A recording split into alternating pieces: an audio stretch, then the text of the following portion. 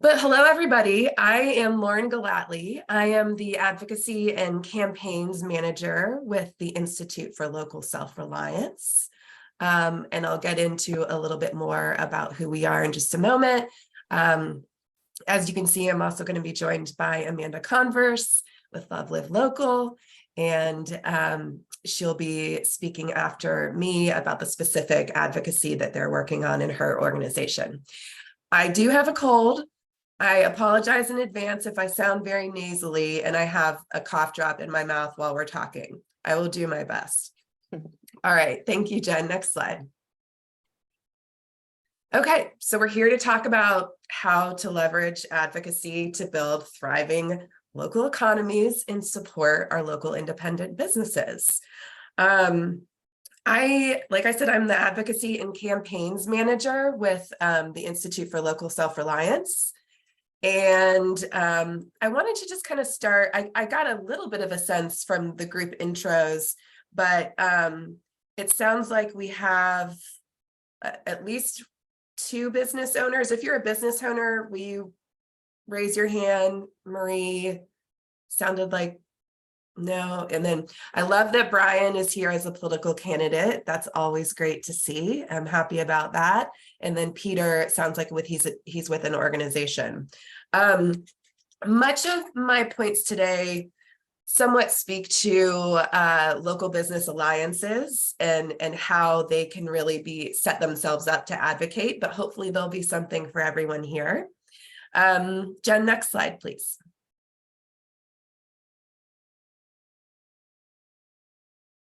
So I wanted to start with my why, and I'm also going to time myself here so I don't talk too long. Okay. So I started off studying historic preservation. I then moved on to a variety of nonprofit roles and started and went to grad school for city planning. And through that experience, I studied that in New York, and I realized how much of our economy is shaped by how much of our community is shaped by economic forces. And we can create all the great, city plans we want to all day long, but the market forces and our policies are doing so much to shape the places that we live. So in 2013, I joined Low Country. You'll see a lot about Low Country Local First in here. In 2013, I joined Low Country Local First, which is an independent business alliance based in Charleston, South Carolina, where I still live now. And our mission was to educate the public on the benefits of local, to advocate for a better policy environment for local businesses, and to provide direct programs, education, and networking for those businesses. I then had in that span of 10 years, I did handle the advocacy for our organization, but I really had a light bulb moment that how much was stacked against the businesses we were trying to support from a policy perspective. And it just felt like this mountain that if we didn't start moving the mountain, we weren't going to be able to do the one-on-one support that we were doing day in and day out. Next slide, Jen. So as Jennifer mentioned, I made a transition last year to a partner organization, the Institute for Local Self-Reliance. And we have a vision to create diverse, equitable communities. And to do this, we build local power by fighting monopoly power.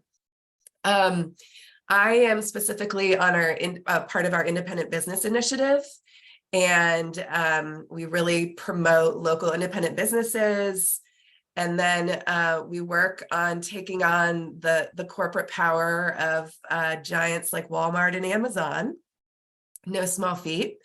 And seek to reverse government policies that are really working against small independent businesses and allowing them to have a fair chance in our economy.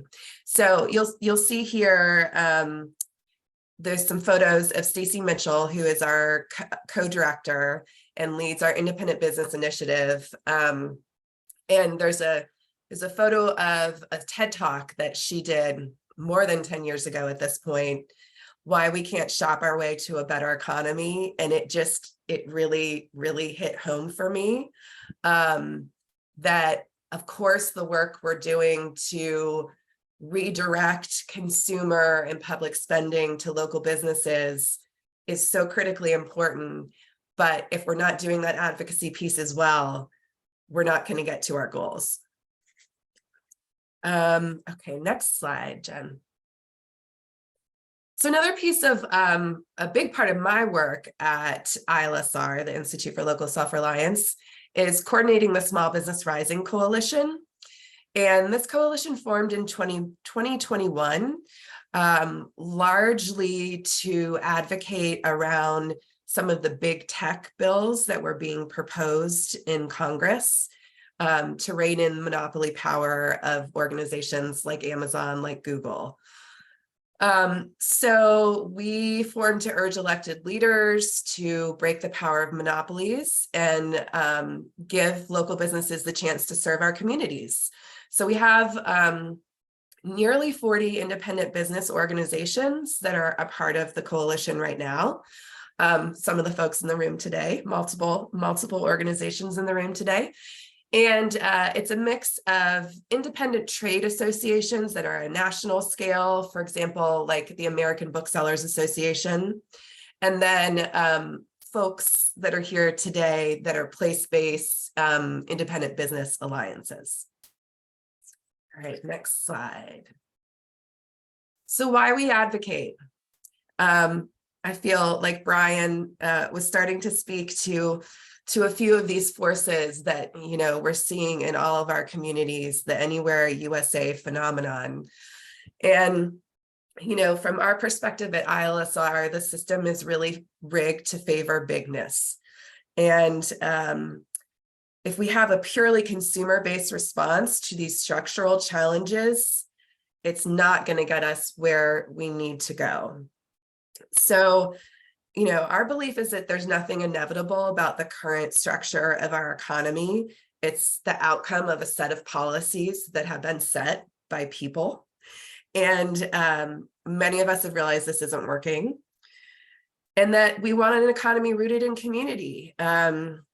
We all try to affect change as consumers, counting on millions of small decisions as individuals, but we can only choose from the options that are presented to us, right? So we're swimming upstream against this powerful current of public policies that are taking our economy in a direction that we don't want to go. So what we need is to change those underlying structures, and we have to do that through public policy. We can do that by acting collectively as citizens. You look at these photos and you think about the need to rethink transportation and planning. For so long, our public resources have been poured into transportation and planning in our communities that is the perfect habitat for chains and not for independent businesses. And then how do we see trips to our farmers market or our local bookstore, not as the answer, but as the beginning, and the beginning of a political movement? Next slide. All right, so why advocate? I think, if you're here today, you probably understand the value of advocacy in this work to build local economies and to support independent businesses. It's how we ensure our mission will be heard. It's how we get legislators to learn about our mission and to get them to act on these things. Next slide. So nonprofit advocacy is pretty broadly defined by the IRS. And it does include a limited amount of lobbying. Another way I think to think about advocacy is an ambassadorship. So educating others about our missions, advocating for legal changes, and educating voters in a nonpartisan way on our activities that fall under nonprofit advocacy. You see there's a photo of, in 2015, I believe it was, we had in Charleston, a 40-year tenured mayor stepping down. So it was a very big mayoral election. As a 501c3 organization at the time, we certainly couldn't endorse any candidates, but we could hold a huge public forum and ask the candidates questions that mattered for our mission and for our constituents. And so that's what we did. Next slide, Jen. So I think, a lot of maybe smaller nonprofits get a little concerned about, well, how do we know what's lobbying? How do we know what's advocacy? And the rule of thumb that I like to use, if you are encouraging supporters to weigh in on an issue that is associated with a vote, and that vote could be your local city council, state legislature, or Congress, that is considered grassroots lobbying. If you're directly urging a legislator, and that could be a local city council person, state legislator, or federal policymaker, to vote in a certain way on an issue, that's considered direct lobbying. So, and again, 501c3 organizations are not permitted to endorse or support specific political candidates. All right, next slide, Jen. So, one of the things I really wanted to get at today is to help empower organizations to efficiently and effectively take on advocacy in their organization. And, to do that, I think it's really clear on to get clear on a decision-making structure for advocacy, to determine your core priorities, and that empowers the staff and your members to take action, and then to get leadership and constituent buy-in. Next slide. So I wanted to share a sample process from Low Country Local First, my former organization that I helped put together years ago. This is not the only way to do it. There's many, many ways, but we really benefited from actually figuring out a process and putting it on paper. And so this was a document that we shared with our board. So in a year cycle for Low Country Local First, we start with the data inputs. For them, that is in March, doing an annual member survey. And then there's ongoing sources of data inputs that we are always calculating. So feedback from board members, feedback from our policy committee members, roundtables, industry discussions. And then there's local, regional, national trends and conditions. I mean, supply chain, pandemic, there's things going on that we're always monitoring. And then lastly, best practices from a national network of local economy orgs, which is what we're doing here today. So we take all those pieces and draft our annual advocacy priorities. That at the time was done by me as the director of operations and our executive director. That draft is then taken to LLF's Policy and Advocacy Committee to review, give feedback, and update. And then they vote to approve that and send it to the board of directors at Low Country Local First. So the following month, as we're gearing up for the next year, the LLF board of directors discusses and votes on the slate of advocacy priorities.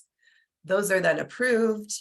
And so what happens is at the start of that next year, staff are able to take action on anything included among those advocacy priorities. And because a lot of advocacy moves fast and you have to be reactive, that has been really critical to know what we can act on, and what we can show up to a public meeting and speak out on. And then if an issue arises that falls outside of those advocacy priorities, which of course happens, I, as the person managing advocacy, would send our board of directors a vote via email, because usually it was always time sensitive. So we do like a 24-hour vote. and ask them to weigh in and make a recommendation on the policy position from the staff. We usually got incredibly quick feedback from board members. I think they really like doing those email votes on issues. So that seemed to work pretty well for us. All right, next slide. So one thing I wanted to mention here, we don't need to get into the weeds on this, but because as a 501c3, the definitions within the IRS of what constitutes lobbying are pretty murky and unclear. Some nonprofits, including Low Country Local First, can elect to file a 501h election. And so this is a form you file to clarify your allowable time and resources spent on advocacy, and it determines it by your budget size. So depending on your budget size, you're allowed to spend a certain amount of resources, time, money on advocacy, and it just makes things more clear than the expenditure test that you have to consider if you don't file this. So there's more. I'm happy to provide more info on that. The Council of Nonprofits has info on that, and I have resources at the end of this that can provide more info if anyone's interested. You file the form once, and then it's just there in perpetuity unless you revoke it.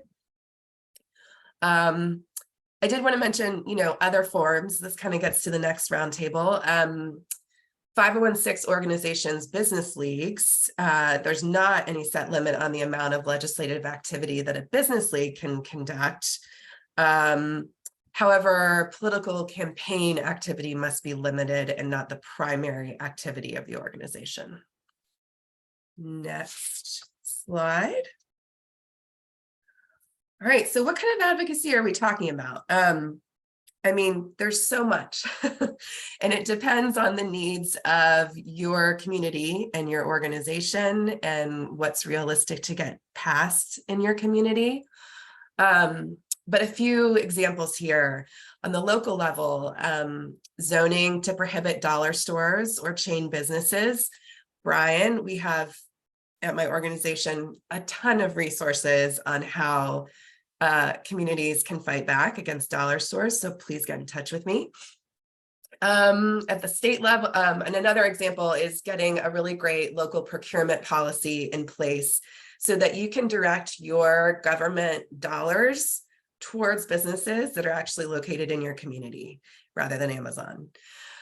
At a state level, strengthening antitrust laws, you can see right there that New York has a bill in the Senate that they are trying to pass to strengthen antitrust laws at the state level. And then a big one during the pandemic, disaster grants for small businesses became so important. At the federal level, things like regulating Amazon by prohibiting self-preferencing.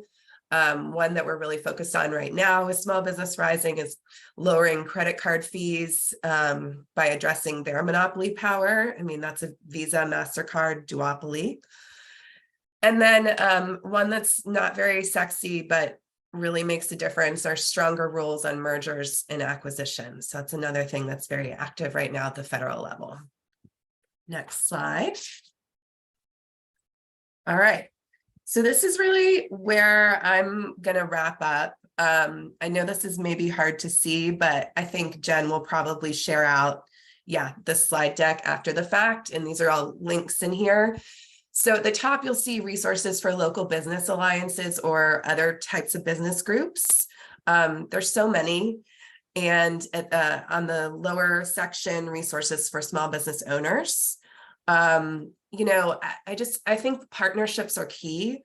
I really encourage, you can't be an expert on all these things and everyone's incredibly busy.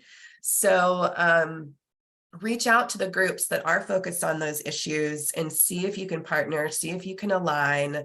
Amoeba is a great resource. Your state nonprofit association is a great resource. And then of course, the Institute for Local Self-Reliance. I encourage you to come to us. And if you do know of any groups that have independent business members that might want to stand up to monopoly power, Small Business Rising is a great resource, and I'd love to talk to anybody about that. Let's see, next slide. And that's it for me. Jen, I don't know if you want to do questions or comments now, or if you want to just have me hand it over to Amanda to talk, and then we can do that later.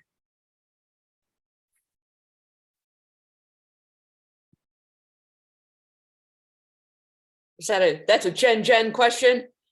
I know, sorry. That's okay. I didn't specify which Jen, sorry. I had been tuning out because she kept saying Jen, next slide, and I was like, well, what? Oh, no. I think if anybody has a burning question now, great. If not, let's go ahead and have Amanda chat and then come back for more questions.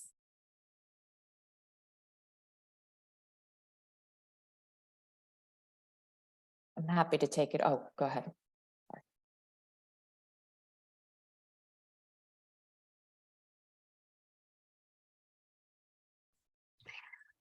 My question really is, because I was taking some notes, but I'm wondering if the slides will be available for us, because there are some things that I'd like to talk with somebody, all of you actually, just, see where my place is in all of this.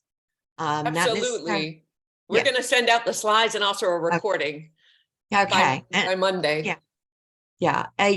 I'm because my role, I've been through the struggle with political stuff. And I'm like, at this point, been around this world for a long time. I'm 82 years old.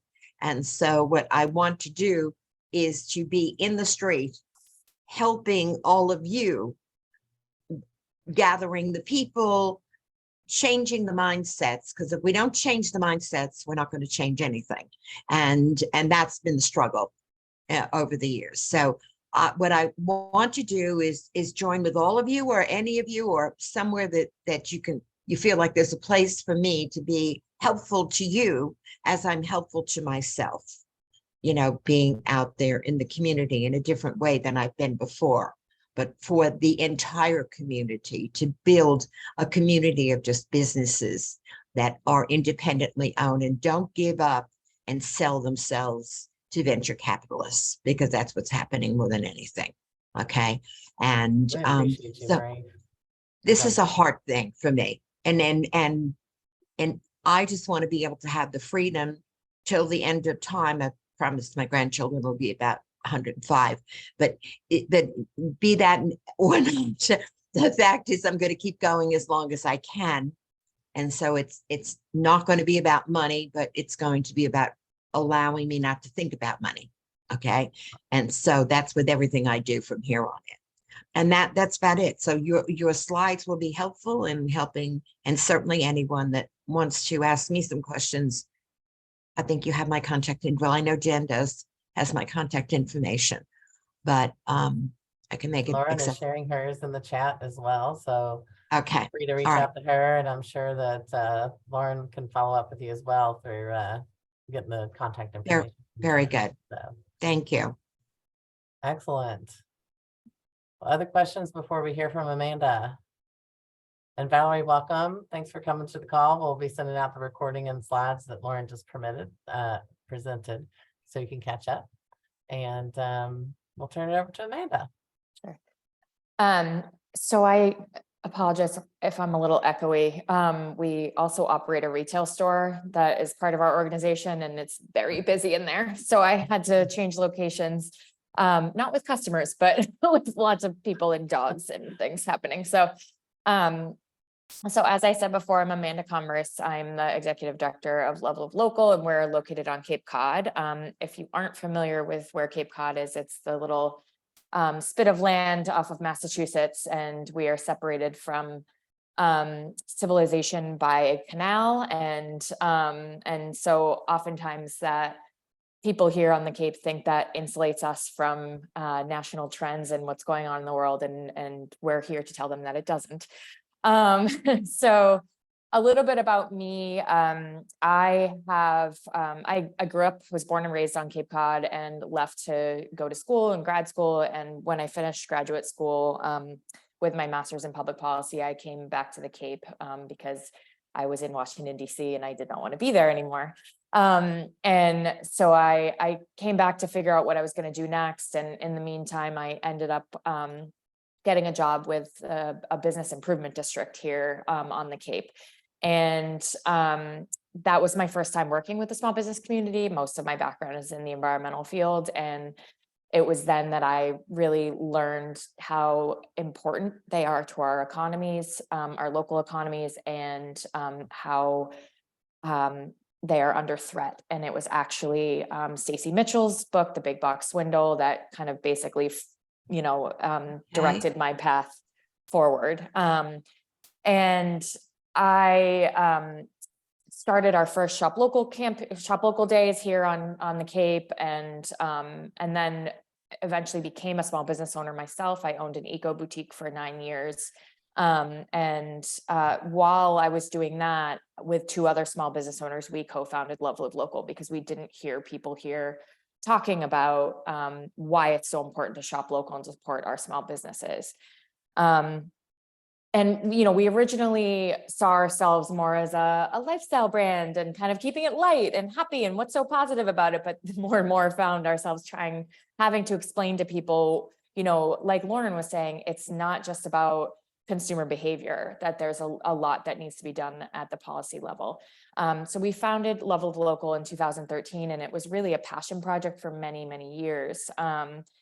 But more and more people were connecting with our messaging, and so in 2020 we decided to become a 501c3 nonprofit, so we could do more advocacy and education, and get grants and funding and sponsorship to do that kind of work. Prior to that, we had really taken a lot of data from other communities and that was available nationally. That informed a lot of, our messaging, but we really know here on the Cape, in particular, I don't know any other community as intimately as I know this one, but people want localized data. They want to hear, how is this impacting the store that I know down the street? And what are the, you say it generates this much more money for the economy, but what is it really doing for us locally here? And so one of our first things that aside from, it was January 2020, we became a nonprofit, and then obviously March 2020, like everything blew up. So, and the small businesses actually needed us kind of more than ever. So we definitely spent a lot of the, first half of 2020 advocating with our state and local policymakers to see, where they could ease the burden on small businesses as much as they could, whether that be regulation or giving grants and money and things like that. So we spent a lot of time doing that and cultivating relationships with our local policymakers. But one of the other things we did that first year was to start our local matters reports. And I'm going to share my screen so I can show you guys. Oh, it says I'm not allowed to do it. I'll just show you guys what I mean by our local matters reports. And the first one was about, many of you might be familiar with civic economics and their indie impact reports. But are you guys able to see that? Yes. Okay, great. So the indie impact reports measure how much, when you spend your dollars at local restaurants and retailers, how much of that is recirculated into the local economy. And they've been doing the reports for 20 years. And I had always wanted to do one here on the Cape. And like I said, get that local data. And we were finally able to get a grant and able to do that. And the point was to kind of remind people, when we sort of come out of the pandemic, or whatever that looks like, we wanted to remind people it wasn't just about in times of crisis. We need to support our small businesses. It really is about all the time. And so with this, we have as you can see, it's a multi-page report. A lot of times they will generate the report, and communities don't necessarily repackage them in their own branding. But for us, we've always been very brand focused. And so in creating an identity, a brand identity around it. So we really kind of, we had graphics created and packaged this report in kind of an attractive way. And we made a corresponding infographic that was also very shareable on social media. So we share these squares all the time, and we repurpose it over and over and over again. And we also have the one pagers, these sheets available for businesses to take and hang up in their stores. So we really want to make sure that the information is accessible to lots of different audiences. Our second Local Matters report was actually very much inspired by ILSR's work. And I have to say that organization informs a lot of, our messaging around our advocacy and corporate concentration. And this was inspired by one of their reports where they looked at different industries and how they are concentrated and how it impacts small businesses. But what we did is we looked at these industries and then interviewed local businesses to see how it impacts them. So then Cape Codders were able to read the general gist and then hear from our local businesses. And all of those stories live on our website. So we have a lot of this advocacy work lives there as articles. They also go out in our monthly emails. So every month we would release one of these articles and share them with our email list. And these really, again, were talking to local retailers, local restaurants, local banks, local waste haulers, and trying to get their perspective on all of that. Mm. And then this past year, and this is something, where Lauren was saying, what informs your decision in terms of where you advocate. We were hearing from a lot of our local service providers, for example, accountants, bookkeepers, real estate agents, insurance agents, that they get left out of this conversation a lot. It's a lot of times focuses around retailers and restaurants, but they have been incredibly impacted by the corporatization of everything, and also the online shift. So lawyers are, competing with LegalZoom, and, it's almost every industry you can kind of point to that. So we decided to go back to Civic Economics, the consultants who produce these indie impact reports, and ask them to instead focus on service providers. So we were able to look at two industries, and so the fitness industry and local bookkeepers, and survey them and get their data and see how much of their income is recirculated into the local economy. And a lot of this is kind of what Marie was talking about. Is we feel like we're still in the education mode, we're still in the change the mindset mode. We're trying to communicate and educate with our local community as much as possible, so that they are armed with the knowledge and the data so they can make informed choices. But we're also working to inform our local policymakers. And when I say our local policy, I mean our state policymakers. And then also we have 15 towns on the Cape. So every town has their own municipal government. And so, going one by one and presenting to select boards and town councils, and Wow. And trying to kind of, now that we have this like body of work and this data that we can then take to them, and really give good presentations to them about that. This is the corresponding infographic, again, trying to make it simple for the consumer to absorb.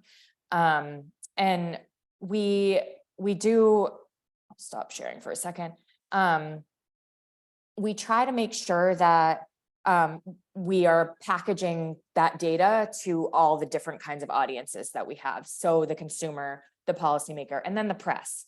And so every time we release a report like this, we are sending a press release, and our local press, especially the locally owned ones, there are still a few, they have been so good about giving us a platform to be able to communicate this message with the policymakers. We send them the whole report, but we give them a one-page summary as well, because that is really all they're reading. And then with the consumers, the infographics have been incredibly important to the consumer. They love a quick data bite, and we share it on our social media, and we share a lot of advocacy on our social media, and we make sure that it's, again, packaged in a way. I'll just share with you our Instagram feed. So if you look at, we like with a lot of this stuff, we try to make sure that it's absorbable and accessible to just the person who just wants to hear a quick bite about it, and they don't want to read, a 20-page report. And for example, like this is one of the things that one of the initiatives that Amoeba led was the Bank Indie Local Month, and we took the resources they gave us and created a localized infographic about how much more our local banks reinvest in our local community compared to national banks that have branches here. So this, again, we just try to keep it very accessible to the consumer public. We also try to make sure that we are infusing these messages in all of our communication assets. So we, in addition to social media, we have a monthly email.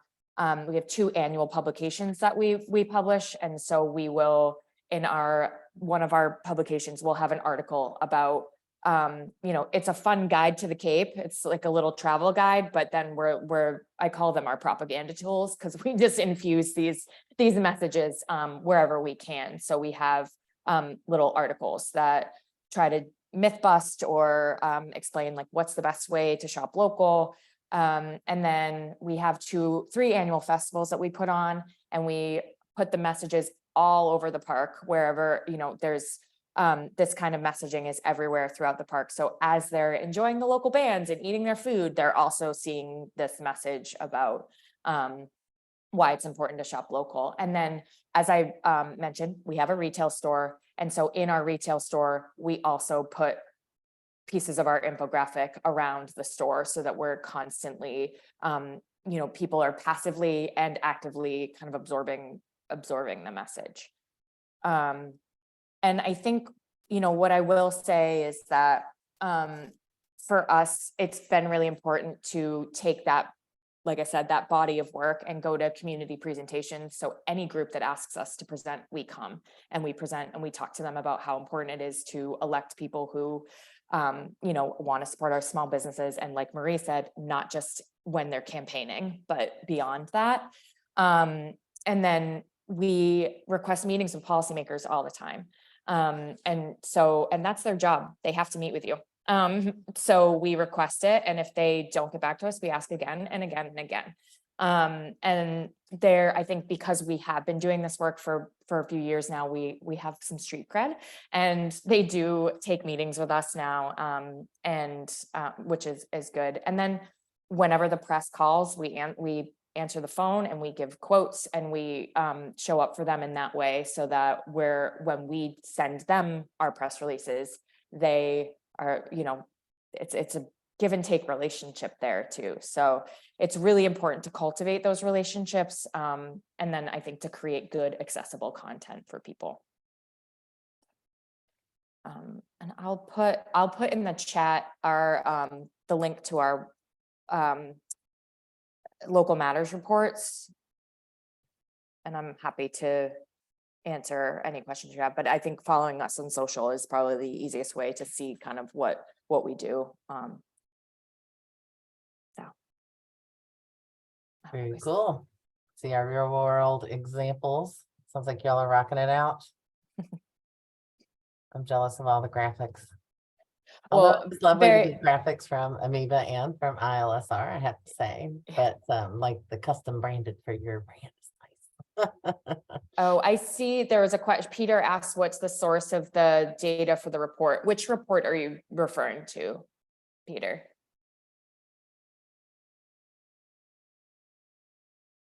I'll just say if it's It was, well, basically it was the local matters. yeah. So the local matters reports that where we have the infographics with the percentages and the how much is recirculated. Civic Economics is the consultant that has this. They have basically like a infrastructure for creating these reports. And then we survey local businesses. And then they access national chain and online data and data from Amazon about their sales and their recirculation numbers. So they're able to compare. And those reports, I mean, I have to say I think every community should have one. They're pretty low cost option for being able to create that kind of localized data. The corporate concentration, the big report that I did that was inspired by ILSR, that was basically like a PhD dissertation. I would never want to do that again. But that was me doing just a ton of research and relying on ILSR and their sources in order to present that, and then doing a lot of interviews with our local businesses. Thank you.